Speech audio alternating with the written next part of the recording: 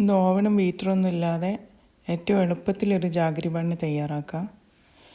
അതിനായി 2 കപ്പ് മൈദ, 3 jaggery, 1 cup പാല്, 1/2 teaspoon yeast. പാല് ചെറിയ ചൂടാക്കിയിട്ട് ഒരു 3 ടീസ്പൂൺ പാല് ഈസ്റ്റിൽ ഒഴിച്ച് വെക്കുക. എന്നിട്ട് അത് മൂടി വെക്കുക. പിന്നെ മൈദയും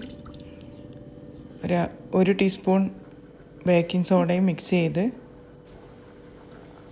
അതിനുശേഷം ശർക്കര നന്നായി ഉരുക്കിയെടുത്ത് ഇവ മൂന്നും മിക്സ് ചെയ്യുക. അധികം ലൂസായി പോകരുത്, നോക്കിയിട്ട് വേണ്ടിയത് ഒഴിച്ചാൽ മതി.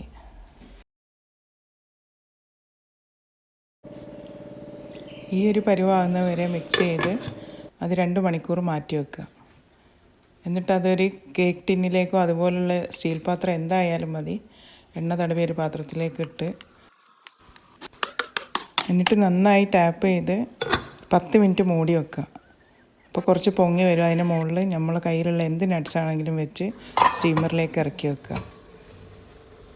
അരമണിക്കൂർ കഴിഞ്ഞ് തുറന്ന് നോക്കുക. Jaggery bun ready.